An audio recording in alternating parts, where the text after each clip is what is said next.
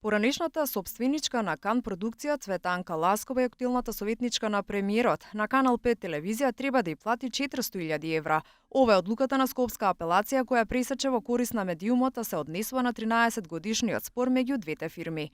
Советот одлучуваше во 3-член состав: судиите Роза Ѓоргиева, Розалинда Ристевска и Елизабета Дуковска. Суштината на спорот беше долгот на Канал 5 кон Кан продукција поради емитување на серии и филмови, за потоа да се случи спротивното. Телевизијата веќе има ангажиран извршител, а паралелно Ласкова спас ќе бара во Врховен. Јас сум многу изненадена од овој конкретен судски спор, значи поведен од страна на Канал 5 против тужената Цветанка Ласкова и представува по мене еклатантен пример за отсуство на било каква правна сигурност. За Ласкова е симптоматично како за еден низ предмет различно се суди.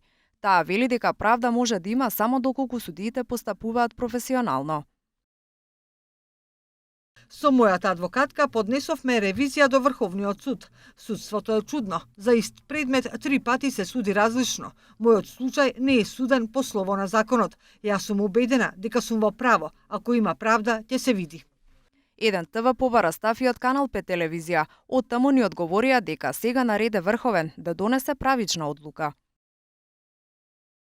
Точно е дека апелациониот суд Скопје донесе пресуда против Цветанка Ласкова во корист на трговското радиодифузно друштво Канал 5 и ја задолжи по основ на сторена материјална штета на ТРД Канал 5 да исплати паричен износ еднаков на штетата која што Цветанка Ласкова има направено на Канал 5. Согласно законот, откако е добиена пресудата, нашата компанија Канал 5 ќе продолжи да ги остварува правата кои што ги има следствено на позитивните законски прописи, а со цел надоместување на гореспоменатата штета. Во 2017 година Кан продукција го доби спорот, а откако не успеале интерно да се договорат со Канал 5 за трошоците, истите биле наплатени преку извршител. Парите кои биле наплатени Кан ги искористил за плаќање кон доверители, кон државата и за други тековни обврски, бидејќи собственичката остварила право на пензија и сакала да ја затвори фирмата. Телевизијата поднела тужба кон собственичката, тврдејќи дека незаконски располагала со парите доделени од правосилната судска пресуда и барале судот да утврди умисла и да им ги врати парите. Овој случај 2 пати веќе се најде пред врховните судии.